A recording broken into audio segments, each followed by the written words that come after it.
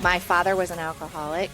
It was very violent and chaotic in my household. And so I grew up with sometimes love feels really good and sometimes love is really scary.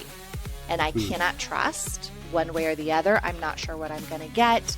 And so we form this sort of similar push-pull within ourselves even. So sometimes we will really cling in relationships and sometimes we will push. When you take that to an extreme and you add a substance, that's where addiction comes in. And it's, I'm not going to drink today. I'm done using heroin. That's it. I'm done. I'm never going to do this again. And then the person does it again. Once you start doing the work, you can certainly do it in any relationship that you're in, working towards secure, and they're much closer to it. And then it's like, oh, I'm in this relationship, and now I can see, I have all the clarity in the world that this is not the relationship for me.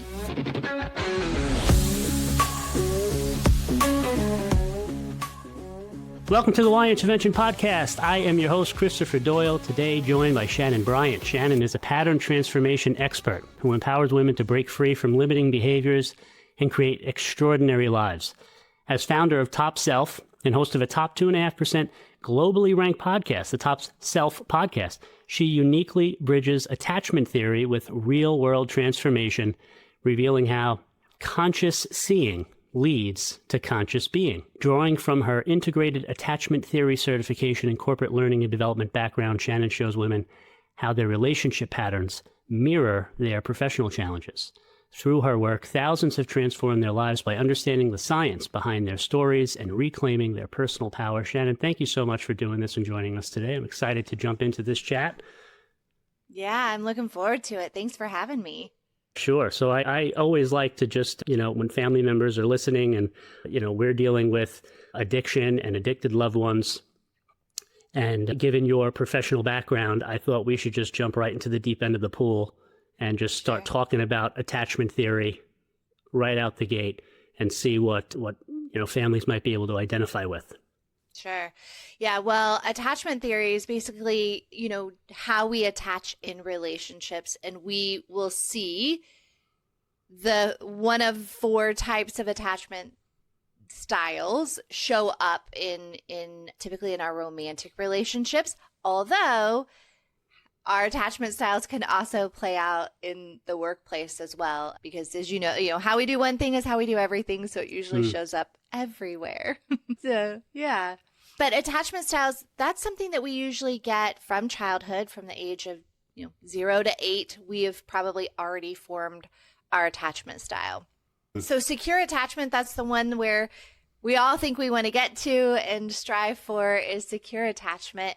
And typically this just means we have really healthy boundaries in relationships. It means we make decisions and we feel really good about those decisions. And we know that we can trust in ourselves and trust in our decisions, along with a lot of other things. When we're in a relationship with someone who is secure, we're again, setting those healthy boundaries, being open for discussions, and typically lead pretty healthy relationships, both on the romantic side and at work. Then there are 3. Yeah, we'll get into the 3, but if we're talking secure, what type of childhood would someone have from 0 to 8 if their attachment style naturally, by the time they're, in their early 20s and they're forming relationships with friends and maybe romantic partners where they're looking at more of a serious future, what type of childhood would someone have had if they were a secure attachment style? Yeah, thank you so much for bringing up that question, because of course that plays a huge role in which attachment style we have. What I want to also say before we start talking about this is it doesn't always mean, I think people go directly to did my parents do it good or did they not, right? When we think about secure versus insecure attachment styles, not always the case that someone, that a parent or a caregiver did it wrong. It just may be the way it played out. And then of course there are situations where, yes, maybe we didn't get the parenting that we deserved as children. So to answer your question, when we talk about secure, this usually means that this person had a very healthy, childhood, their parents allowed them to make decisions. Potentially there were consequences to the things that incorrect decisions in the household that were made. And a lot of times the parents are together, or they're certainly very loving, caring caregivers in that home. And so a person feels very secure that they can be on their own and have that person there caring for them. And they also know if that person goes away, that they are going to come back at some point and continue to care for that person. So, when we're talking about very young children, these are children that they can play on their own and be okay if that caregiver leaves the room. And when that caregiver comes back, there's no major meltdowns, no things like that are happening. When that parent comes back in the room, everything is just kind of status quo, and they feel confident that parent's back and they're going to continue to care for them. Okay. So a relative certainty in the presence of whoever the caregiver is, that their comings and goings are reliable, predictable. Yes. Yeah. Reliable, predictable. Those are two really good words that would describe that. Yes. Okay. And so the other three attachment styles, let's jump in. Yeah. The one probably there are two that people are probably most familiar with, and then that third one that sneaks in there that's kind of in the middle. So the first one we'll talk about is anxious attachment. This certainly can happen where this may be a case, again, where maybe the parent isn't doing anything that we would consider, quote unquote, wrong. I've seen it where the parent is a single mom, maybe, or a single father. They are maybe working two jobs to be able to care for the children. And so they may be gone a lot. So it isn't that the child isn't being cared for. It's that they're kind of longing that love and that care, and maybe they're missing some of that from their caregiver. So that's just one example. And then, of course, there's more extreme, where we're just kind of, maybe just leaving our kids with babysitters or, other relatives, and that parent isn't around much.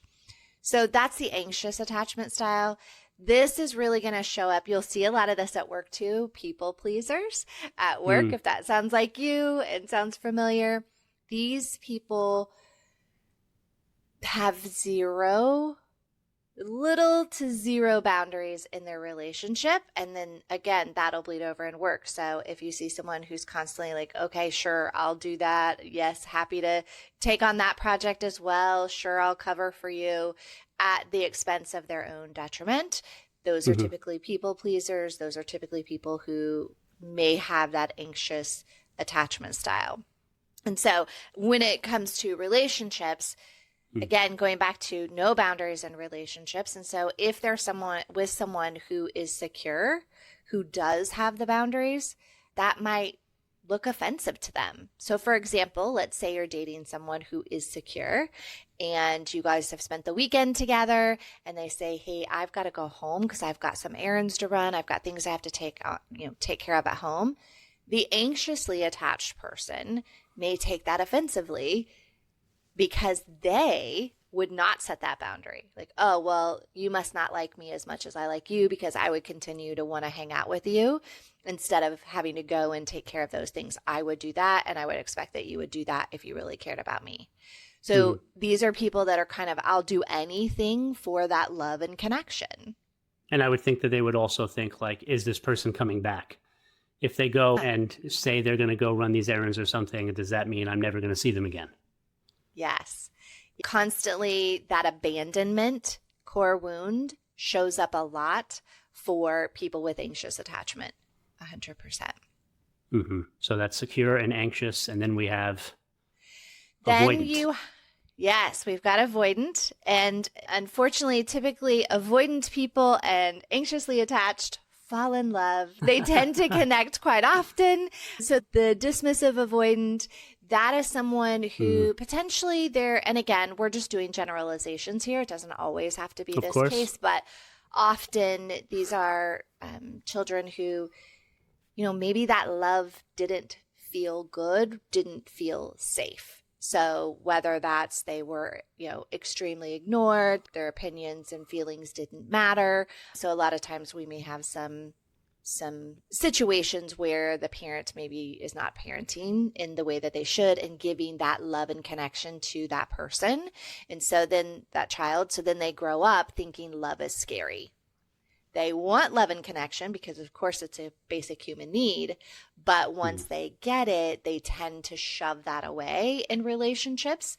And so that's the anxious attachment and the dismissive. They fall in love. And so one is saying, I'll do anything, give me all the love.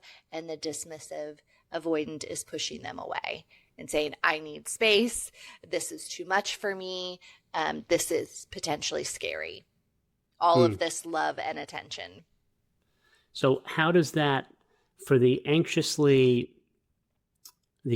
attached person, what's the comfortability for them where they're in a relationship with someone who is the anxious attachment style? What's it giving them, or what's it doing for them to be in a relationship with someone when they're avoidant? Actively looking to push them away? Yeah. Yes. Why would you oh my God, and then they run? Instead of, oh my God, and then they stay. Yeah. Well, and a lot of times it's usually in the beginning. It's when they're both kind of connected and building that having that love and connection. Because again, just because somebody is dismissive avoidant, they still have the human basic need of love.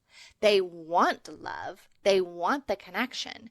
And so here they found this person that's giving them all this great love and affection and attention. And then it gets overwhelming. It gets too much. Or if there's any kind of riff. So a really good example of when that dismissive might start to pull away is if the anxious, again, I talked about the boundary of, hey, I've got to go and do laundry because I've been at your place all weekend. And that anxious person takes that as dismissing me, or, takes it as rejection. They might come on even stronger. And that's when the dismissive goes, oh, this maybe doesn't feel good. I'm going to push away. And so that may start them pushing away. That seems more of the, going back to the secure attachment, when you talked about the boundaries, like that's healthy, meaning like I have to go run some errands and do some things. What I imagine the avoidant dismissive would probably do, this is ghosting. Right? The extreme would be more like, I'm just disappearing. It's like, I can't take it and I'm gone. And I haven't even, there's no voicemail or text message or anything. Yeah. Yeah. They're very good ghosters. Yes. Okay. They will do that. And to be quite honest, a lot of times they may come back around. So maybe it's been a little bit. And well, you said they fell in love. They're ready for that love. Yeah. They're ready for that love and attention and love and connection again. Right. Right.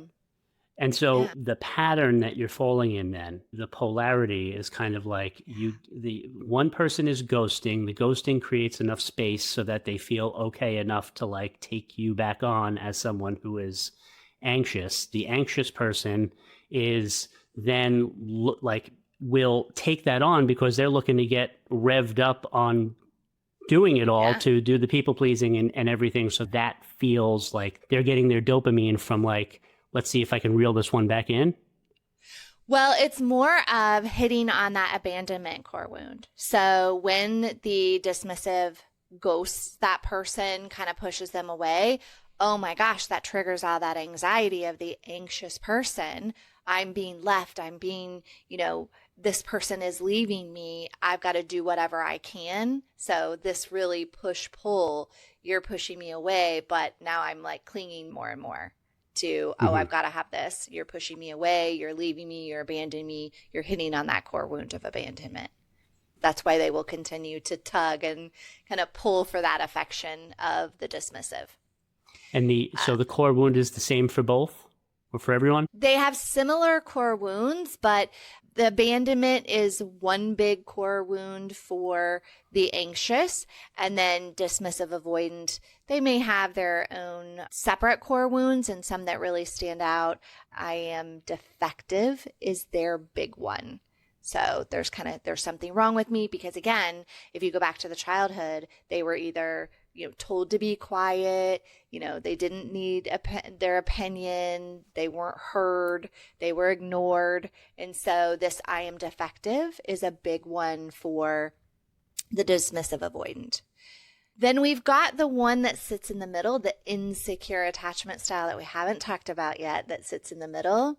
And this is where typically we will see people who come from families with addiction. So whether that's alcohol, drugs, and that is the fearful avoidant. So this particular attachment style has the core wounds and the behaviors of both the anxious and the attachment. And the reason for that, and I'll use my own, personal story as an example. My father was an alcoholic. It was very violent and chaotic in my household, and sometimes it was loving. And so I grew up with sometimes love feels really good, and sometimes love is really scary. And I cannot trust one way or the other. I'm not sure what I'm going to get. And so we form this really, this sort of similar push-pull within ourselves even. So sometimes we will really cling in relationships, and sometimes we will push, or we will do things that sabotage that relationship. And that big core wound for that person is betrayal. And so this is where, there's no lying in relationships. They also will typically not set boundaries until they feel like they're being taken advantage of because they didn't set any boundaries. And then they will set these kind of boundaries out of anger. And so they'll set some harsh boundaries, very similar to how the dismissive does as well. Wow. So what type of person then does the fearful, insecure attachment style, do they wind up with another fearful, insecure style because there's a both push and pull within them both? Do you see that as typical, or? They may gravitate more to dismissive, but yeah, I mean, it's across the board. They're kind of in this, like, I could go either way, and sometimes I do. Right? Okay. Yeah. So gravitating more towards dismissive, which brings us then to, addiction and alcoholism, and that by its very nature, you can't help but be dismissed as an impacted loved one, right? Because you must be dismissed because this person is obsessed with whatever substance it is that they're addicted to. So we have plenty of time, and we're going to cover a lot of ground here, right? So where we want to get to, of course, is like, what are the recommendations and the suggestions for healing these wounds, and so that you're listening, so that you can improve relationships, you can improve, work relationships, which is the work you do also, but also looking at it from a perspective of you're in this relationship currently, right? And so how we're going to navigate that and those questions is where I'd like to kind of, try and steer us as we go. And then, and even in just in leading, like you mentioned, your own childhood. And then, so obviously you have your own personal experience and expertise on the fearful style and how you navigated that, growing up. Yeah, well, at the heart of all this, no matter your attachment style, of any of the insecure attachment style, it all comes down to these core wounds, these core beliefs that we have about ourselves.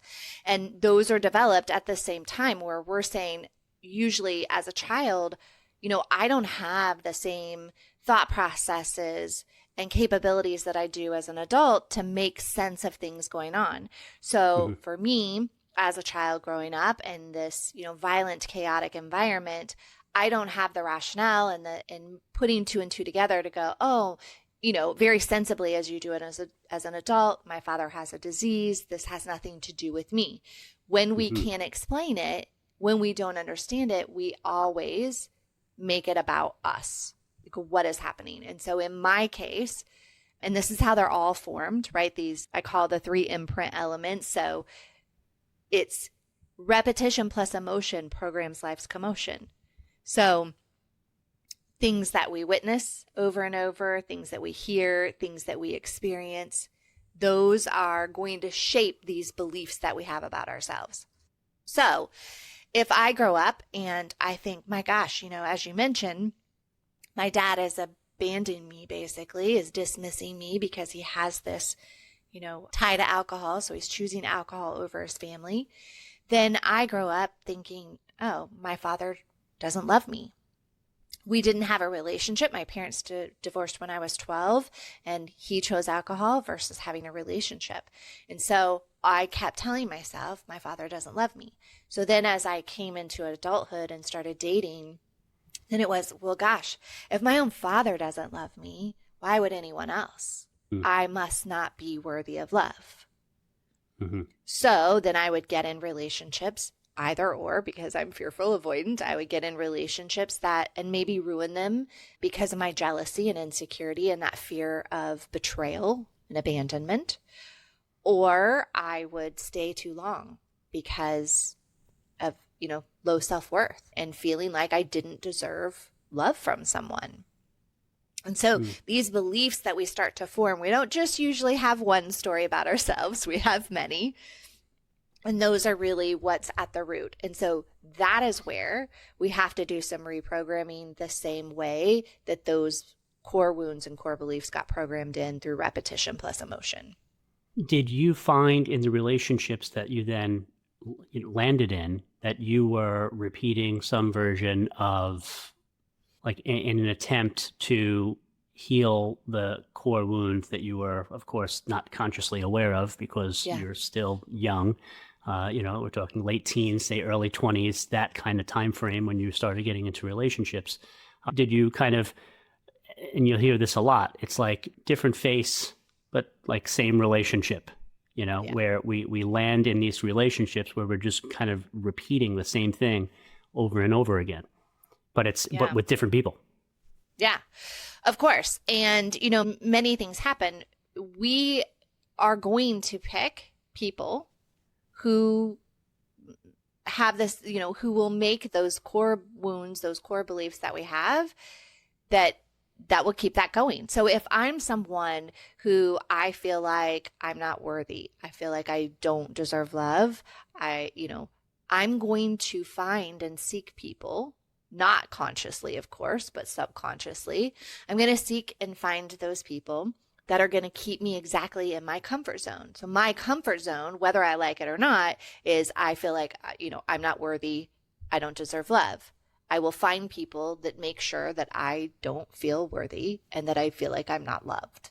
And that is just subconscious. That's how, because we have that belief about ourselves in there, that's what we are going to seek. Mm-hmm. And, in my own relationship, this showed up a little bit different with my relationship with my husband now.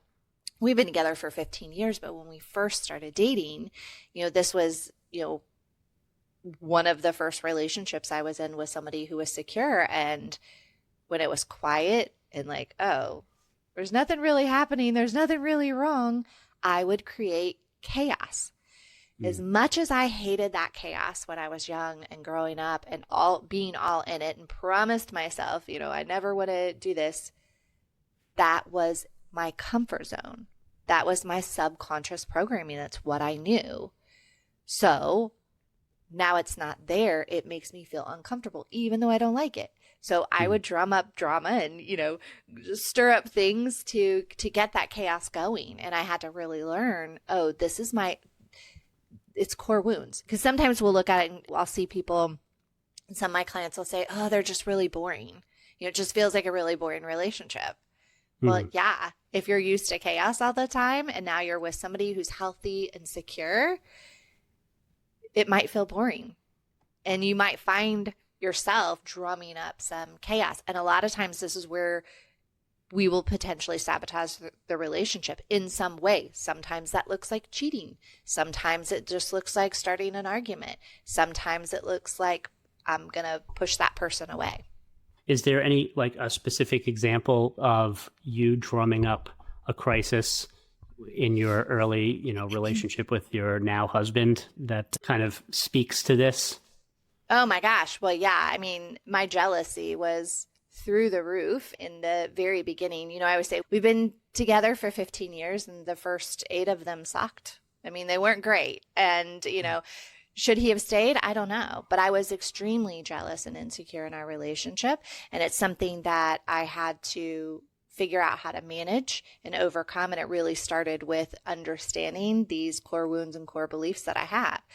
Because I didn't trust love, because I was abandoned in my eyes as a child, right? I was abandoned right. and betrayed. That's something that kept showing up in my relationship.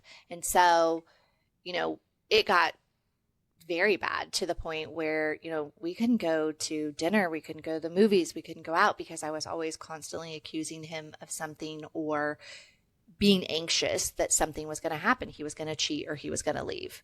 And so those are some of the things I would just drum up, you know, like not intentionally, but I would keep that going of, you know, not trusting and constantly being anxious. Yeah, it's such a fascinating thing that because we have this belief, which of course is, you know, not true, right? Like, so if we take that core, you know, unbelief of I'm not worthy of love, right? Yeah. And then because I believe that, I'm going to put myself into a relationship with someone who is maybe, because of their attachment styles, like incapable of loving me. Yeah. Right. And that's going to make me feel comfortable. I'm going to feel good. And like, because I know it, I know how to navigate this. I know how this looks. I know how this feels. And so it gives me a certain degree of like that certainty and a predictability in a way. So it's like I can, you know, even though it can be chaotic and it can be, you know, upsetting and devastating and tragic, at least I know it. I'm familiar with it. It's such a weird system that human beings have, you know, and, you know, so that to not examine these, you know, beliefs and how much of it do you think, and you can talk about anything you want there, but I am curious how much of your own healing then was because you happened to be in a relationship with someone whose attachment style was secure. Do you think that you would have gotten where you got if you hadn't had the partner who was secure so that you could, you know, kind of shift? Well, certainly the fastest way is to be in a relationship with someone who's secure. However, it's not a requirement. Once you start doing the work, you can certainly do it in any relationship that you're in. Working on these core wounds and changing these beliefs that you have about yourself will absolutely change. And so I've seen people who are in relationships and they're working towards secure and they're much closer to it. And then it's like, oh, I'm in this relationship and now I can see I have all the clarity in the world that this is not the relationship for me. And a lot of times secure people aren't going to stick around a whole lot long, you know, for a long amount of time if that person isn't working on some of those things or if they're not working on them at all. It's going to be hard for an anxiously attached person to be in a relationship with somebody who's secure. You know, that secure person probably wouldn't stay in that relationship for very long. But if, you know, oftentimes as long as we're working on it and making it, but no, I mean, I would like to think I would get there on my own. And I think people certainly can. So how does one go about discovering what these unconscious beliefs are for themselves and then, you know, rewiring them? There is several things we can do. There's a very great acronym that I learned from the personal development school called BT. So it's BTEA, beliefs, thoughts, emotions, and actions. We know 95% of all of our actions come from you know, our thoughts and emotions. And so you change the belief, you change the behavior. So we really have to back into what are these core wounds and core beliefs that I have about myself. And so you can take that acronym and, you know, maybe again, in my case, where I was acting jealous. So that's the A. Then I come back into that and say, well, what were the emotions that I was feeling that caused this action? So maybe I was feeling disrespected. Maybe I was feeling, you know, sad. Maybe I was feeling insecure, whatever those emotions are. And then, okay, well, what were the thoughts? Because we know our thoughts evoke all of our emotion. So what were the thoughts that I had? that caused that emotion. And then you kind of keep going down that track. It's a whole process of, okay, these are the thoughts. At the end of the day, it's asking the question, what am I most afraid of? Like, what am I most afraid of happening? What will I fear happening? What do I make that mean about me? So even if I took that example of, okay, well, it's the fear. My fear is being abandoned. Abandonment is a core wound. Fear of abandonment is a core wound. So that's what's at the heart of it. So once I know, and once you work with it enough to figure out what your particular core wounds are, because again, more than likely you have more than one, then you can start that reprogramming. Yeah. It's just like if you think about it in the way of, a GPS, and we've got these core wounds. Mine, again, I'm unworthy, I'm not worthy of love. And it's like programming in that, in the GPS, like you're putting in the directions and kind of going back to like, why do we keep picking the same people? We're in the same relationship, but just with different people. It's just like if you were to stop at the gas station. So I've got my GPS, I entered the directions, but oh gosh, I've got to get gas, or oh, I have to stop at the store. Well, what happens when you're done? It routes you right back to those directions, right? And that's where, again, the subconscious programming, as long as it's there, you're probably going to keep repeating those patterns, even though they look different. So I have a very similar, because it's all the same, stuff, the way that we get to the heart of these things, but in working with enabling behaviors and say, what's something that repetitive, so that's your action, right? So it's like, here's the behavior, here's the action, here's this thing that I do on repeat. And so, something that comes up, obviously, oftentimes, if I was working with parents, it's like financial, X for money, I give them the money, and it makes me feel what? It makes me feel anxious, or it makes me feel upset, it makes me feel sad, it makes me feel pity or self-pity, it makes me feel guilty. And then what's the thought behind that emotion? What are you thinking when you're giving the money? What are you thinking about there? And that's the part that's fascinating, because it's going to be a different thought for anyone that you work with. So it's driving the same emotions are similar. We only have so many emotions that we feel as humans. Yeah. And the behavior is the same. So if I take 10 parents and, what's the number one thing, it's giving them money, so it could be like right there. It's everybody has the same, but what's the thought? And the thought could be different across all 10, even though the behavior is the identical behavior. And then you go, okay, what's the belief behind the thought is usually what I ask. Yeah. So what must you believe in order to be thinking what you're thinking?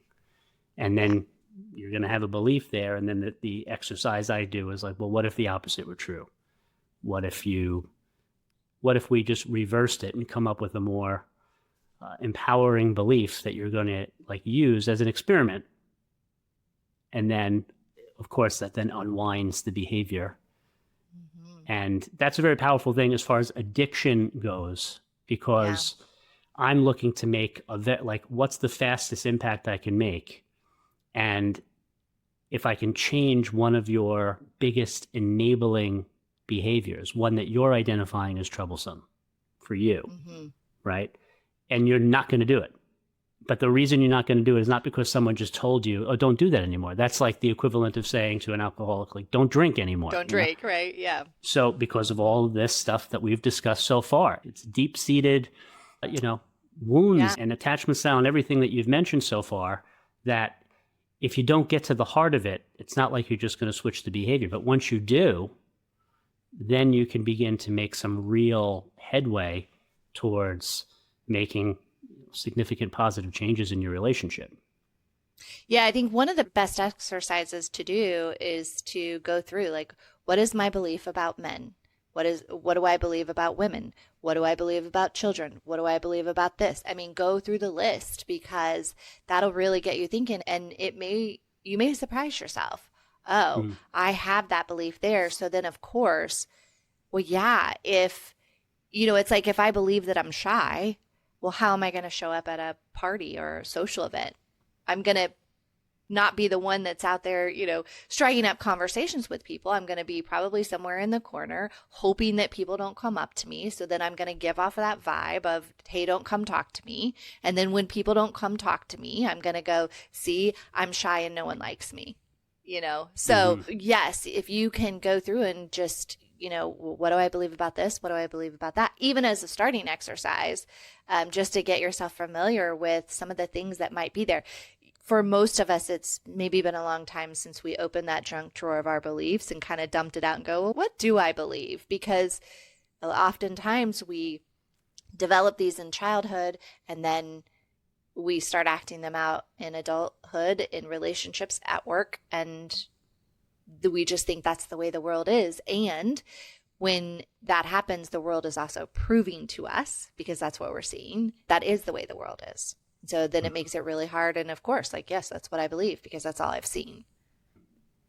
Yeah, again, it's just such a fascinating thing that humans do, Yeah. That because, there's so much that we have to navigate on a day-to-day basis that, we just, whatever we can run on autopilot, we're going to. We're not putting a lot of conscious effort into a lot of the things that we're doing on a day-to-day basis, which turns into a week-to-week basis, which turns into a month-to-month, which turns into, It's been 10 years now. And this thing I've been doing this thing for 10 years the same way. Oh my gosh. What do you mean there's a different way?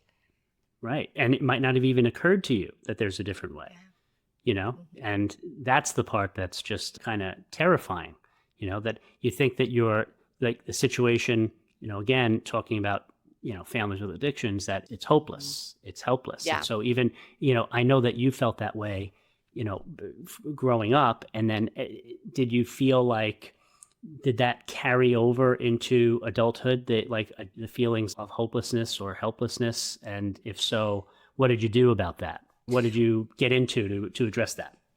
Yeah. I mean, that's how, yes, I knew that, I just felt like, oh, this is just who I am. This is the way that I am. I'm jealous. I'm insecure. I'm just this kind of person. I'm never going to make this much money because I come from this. I'm never going to be smart enough because of this. And so you develop all those things. And as we said, you just continue to carry them. And so, yeah, I just thought, oh, this is the way that I am. And because of all that subconscious programming, I kept picking people. Oh, this person, treats me this way too, because that's what I deserve. This is how it's going to be. And so you feel like, gosh, I couldn't even imagine. I don't even know what the difference looks like. And then again, going back to, oh, it does look different. Well, this feels weird. And I'm going to do what I need to do. So it all comes back to those core beliefs. Yeah. And it's such a weird thing to be feeling weird and then to be like, I don't want to feel weird. Yeah. This feels uncomfortable. And so I have to make these changes, or I recognize that these things need to change, but it's not going to be super duper comfy to start, But some of the words that you use there that are trigger words of beliefs, right? It's like, I never, or I always, or you always, he always, she always, it always, right? So never and always. I am is a big, statement. Any shoulds. He should or shouldn't, and would, wouldn't, those types of words are oftentimes beliefs that may not have, where did that come from? Have I ever examined that? Yeah. I think, the big changing point for me, and you asked oh, well, what did you do, or how did you recognize this? And, kind of funny, hate to admit, but I was kind of kicked out of counseling, kicked out of therapy, at one point, and people are like, what? I'm here for, feelings of betrayal and abandonment, and you're kicking me out of therapy. And I just couldn't figure out, I would promise myself, I'd make these promises and okay, I'm going to do these things. I'm going to make these changes this week. I'm not going to get jealous. I'm not going to feel insecure. I'm not going to do this. I'm not going to get upset about this. And I would just repeat them over and over again until it was okay, this isn't working. There are no changes happening. But what she did give me was the 14 characteristics of an adult child of an alcoholic. A piece of paper folded up as I left. And when I opened that, I was like, oh my gosh, I had no idea because at that time I thought I was the only one that felt this way. I was the only one that experienced this. Again, I just felt like, oh, this is who I am. So when I saw that list, it was like, oh, there must be other people. I didn't write this list, so somebody feels the same way as experiencing the same thing. And so even just that little bit of awareness of going, oh, I'm not the only one, and it doesn't have to be this way. There are things that I can do. And then I just had to go out and like figure out, okay, what are those things? So that was really, that's so wonderful to hear. And, I find it so incredible when there's yet another example of you saying, I'm not going to be jealous, or I'm not going to do this. I'm going to change this behavior. And then it would just repeat, and it would happen over and over again. And so, of course, that is the human condition in many ways, right? But when you take that to an extreme and you add a substance, that's where addiction comes in. And it's, I'm not going to drink today. I'm done using heroin. That's it. I'm done. I'm never going to do this again. And then the person does it again. And so they're just out in the extreme. And that's where oftentimes families, when we highlight that, it drives an empathy for, oh, okay. So if I'm at a level 7 or 8 with my thing, they're at a level 10 with their thing, but it's a similar thing. And the solution is going to be something that's going to be outside of me just like claiming I'm not going to do it anymore. Right. And so for you, it was that ACA, the 14 characteristics, and then what happened from there? So from there, I mean, once you like, that was the first sort of awakening that, oh, I don't have to be this way. And then, okay, well, there must be a reason I am this way. So then I had to go back and figure out, okay, well, where did this come from?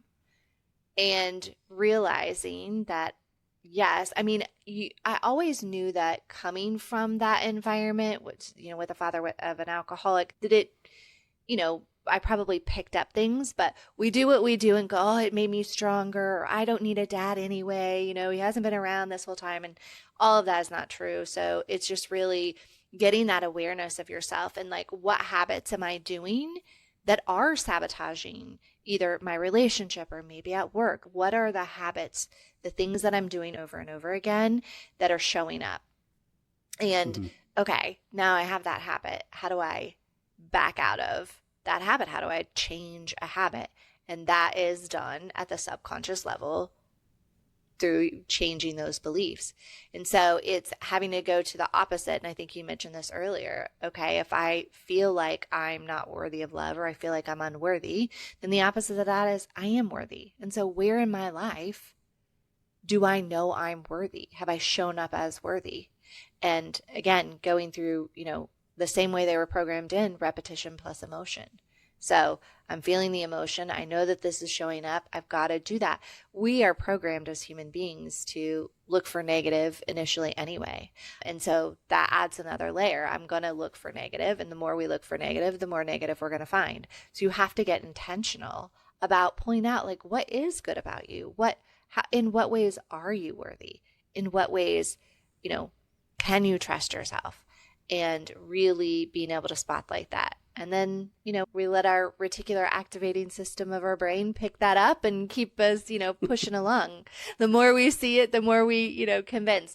And that's why, a lot of times words alone may not, they're not helping. We know that alcoholic, that person with the addiction, they don't want to be that way any more than we don't want them to be that way. And most of us try to change things from a conscious level and then it fails, right? That's why people fail at, their New Year's resolutions all the time. Like, I'm going to go to the gym. I'm going to be better. I'm going to do these things. And then we don't. Why not? Yeah. Because we've got whatever that belief is that's pushing that at a subconscious level. Yeah. Or even this, like a survival level. Yeah. Right. Yeah. Yeah. For sure. So just let's explain the reticular activation system for anybody that's never heard that string of words before. What are you mentioning there? So your RAS in your brain is just, and I could talk about the cortex and the amygdala and all the good stuff. I love it. But this basically, so I'll use myself again as an example. So going back to, in dating and being extremely jealous and insecure in dating. So I may go to a restaurant with my partner. And if I have this, morbid type jealousy that I had, I'm going to scan the room. I'm going to look for threats or what are considered threats before we even, put our names in with the hostess. I'm going to know who I think might be a threat. And then if my partner looks in that direction, anything happens, I'm going to go, see, I knew it. I knew you were going to look at her. I knew you thought she was attractive, whatever it is. He may have just been looking for the restroom, looking at the art on the wall, but my brain was already primed to look for those threats, to look for signs of, and my brain is going to help me do that. As that the humans, that's how that works. My brain's going to help me do that. So the more I'm looking for it, the more I'm going to see it, the more I'm going to find. But it also, and so that RAS, it's going to push you along and go, yep, here's more evidence, here's more evidence, here's more of it, here's more of it, which again is why we start looking at the world through those lenses, through our eyes, because that is what we're seeing. It's not like we're just making up this, fictitious world of these things happening. We're seeing it, but our brain is it's taking all the other pieces that are not showing proof of that, and it's kind of pushing them aside, like, oh, it's filtering them out. This isn't as important. This isn't what she's looking for, is to see this. Let's show her all of this. We'll filter everything else out. The good news is it can work for you in the other direction too. So when I said, and you're going back to, I am worthy, and where in my life am I worthy? Where's that showing up? And so if you're making an intentional thing about that, eventually your brain is going to go, oh, Christopher's thinking about some really good stuff about himself. Christopher's thinking, in this way. He's seeing images and visions of this thing. Let's show him more of that. Let's show him proof of that. Mm-hmm. And so we'll filter out the other stuff to get him to see this. It's kind of like the social media algorithms in a funky way. Very similar, or similar concept in a way. Yeah. That is funny that, it is based on our brain. It is based on the actual working model of our brain, including, this is an aside, but pinching in on the phone. Remember when that wasn't a feature? When, for a touchscreen phone, and then it's like, oh, well, let me see, and you can zoom in with your fingers. It's like, well, where did they get that idea? It's like, we can do that with our brain. That's where they got it. You can just see a picture in your mind and then zoom in to a moment and block out everything else. And oftentimes, it's like that, going back to what what you opened with, right? It's like, what was the most emotionally resonant part of what happened, that memory, when I was 6 years old? And you are just zoomed in, and that's what you remember. And you're not zoomed out and seeing, all of the things that didn't have anything to do with you as a 6-year-old, right? That didn't have anything to do with you being at fault, or you being to blame, or you not being loved, or that this means you're going to be abandoned. None of that was there, but you were zoomed in on it. And part of what you can do today is you can zoom out. Yeah. Yeah. I mean, a good example of this. So I have twin uncles. One of them has since passed, but, they both grew up in the same household. Both grew up with my grandparents. If you asked, they both will have differences. They'll tell you a different story about something that happened. They were both there. They both, grew up the same parents, same environment. They will tell you something different that happened. And it's just because, one of them's focused on this or picked up on this. It struck them as that. And the other one was different. Yeah. Yeah. And even these, wait, you don't remember that? Those types of moments. Yeah. They were at the same thing. Right. You don't remember? They have no recollection whatsoever. And it was one of the most, it was the craziest. And it might have been one of the craziest things you saw them do. It's like, it's not even your memory in the sense of It's not me telling my story. I'm telling that you were on your head. You fell out the window. You did this. Right. And they don't have any recollection of it at all because it was like meaningless to them at the time. Yeah, they'll say, I remember it different, I remember it differently. Yeah, that's wild. So the beginning of the heal, I just like timeline wise, I'm curious when you got the 14 characteristics you were in therapy, was that something when you were with your husband now, or was that like before that? Very beginning of being with my husband now. But before that, I'd been to therapy already. I'd been doing some of that stuff already. So to be fair, a lot of this was already on my mind. I just hadn't put the pieces together yet. So I was, starting that process. As you know, sometimes this takes a while, but I was already starting that process. So then I think when I saw that, it just really turned on that light for me that, I can change this. Thank goodness, because I kept searching Shirley, what am I doing wrong here? So that gave me that sort of permission in a way to go, okay, I'm right in that maybe there is a different way and I don't have to be this way. It's not part of my, it's not concrete for me to stay this way. Yeah. We'll drop a link in the show notes to those 14 characteristics for anybody that's curious. And so that's with adultchildren.org. Mm-hmm. And so did you seek out any other people that were in those similar situations, since you were like, okay, there must be people that have also experienced this? And so was that part of your story? Yeah, it was part of it. Mine at the time when I really first started this was because the jealousy was so prominent in my, that's what was really showing up. That was what was causing most of the pain. So it wasn't until later, kind of digging even a little bit further than that. And, the greatest part of this whole thing and coming to what I do now is, my parents divorced when I was 12. I didn't have a relationship with him. I think I spoke to him once when I was 25, and then not again until the last 3 years of his life.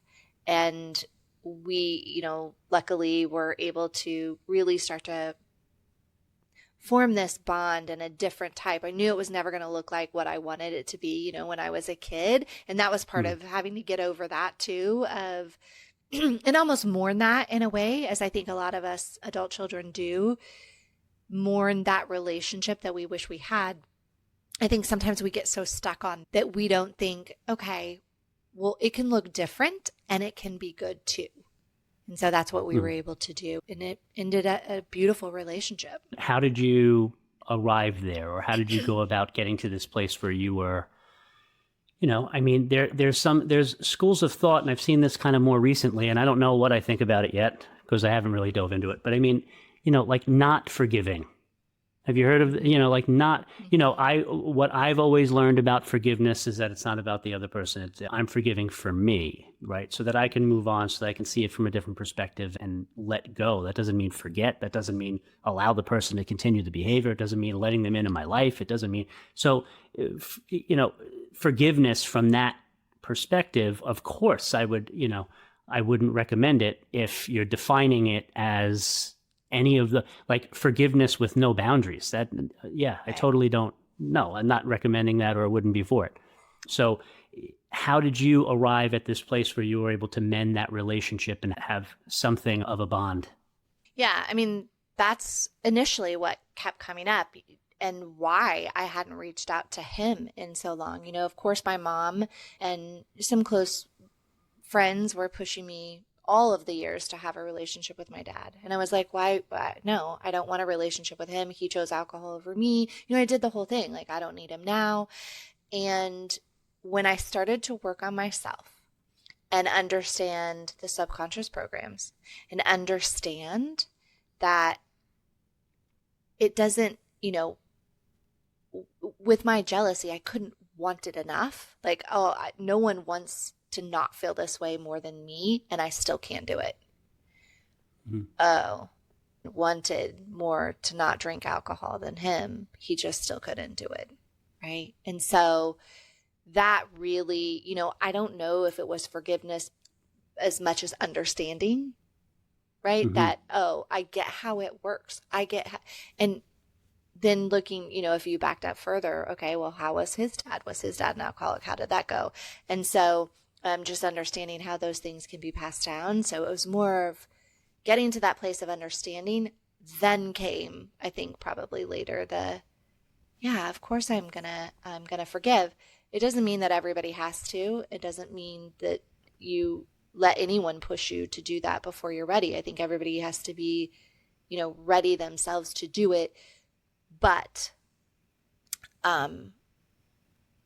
thinking about it in that way and knowing that there may be things that you're currently struggling with that you have tried to change so many times, whether that's, unhealthy eating, whether that's drinking too much, whether it's smoking cigarettes, whether it's not going to the gym enough, whether it's getting, upset at coworker, whatever that is. If it's something like, oh, I've tried and I still do this, it still happens every time,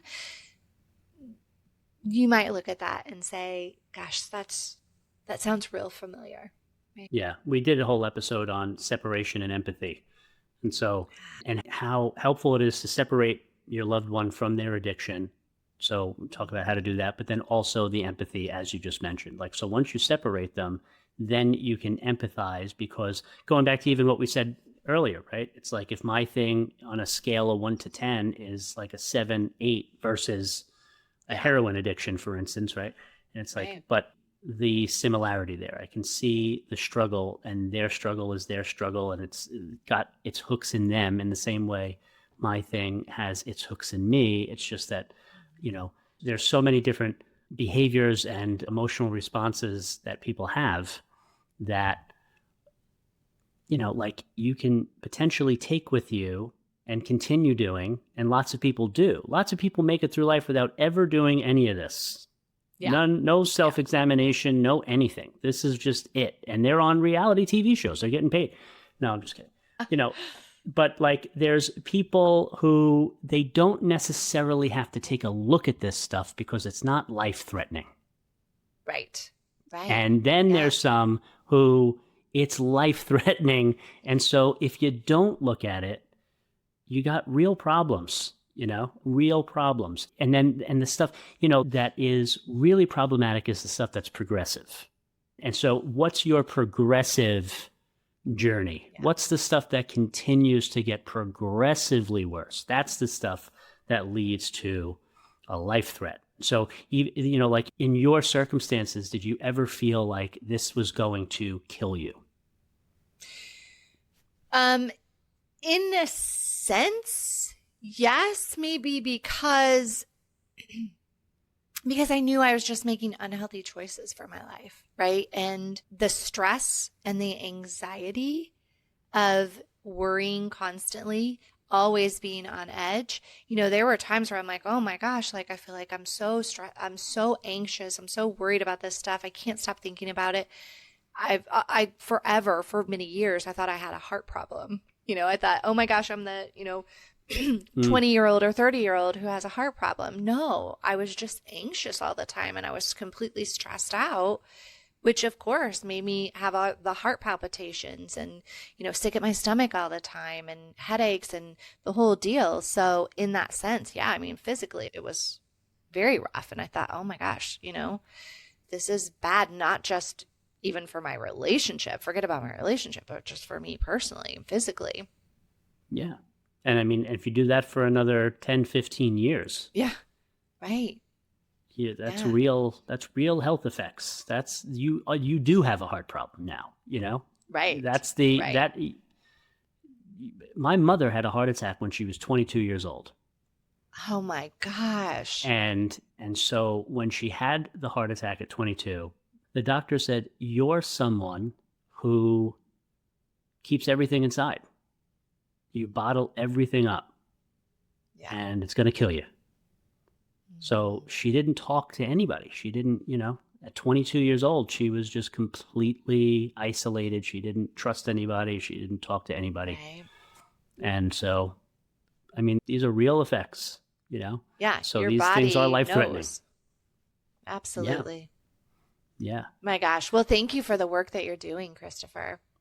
Oh yeah, and you too. I mean, and it's the reason why, I love having different people come from different walks of life is to just show the similarities across all of these different things where, work needs to be done and it can be helpful, it can be beneficial across all these different things. Anybody that has grown up in a home with a parent who was an alcoholic or an addict can no doubt be helped by adultchildren.org that we've mentioned, and I've recommended it. I've taken people through, and then what winds up happening is you can't help but make a positive impact in the dynamic of your relationship with whoever it is, whatever it is that you're referencing, if you are taking the focus off of the external stuff and putting the focus on what's the internal stuff that I can work on.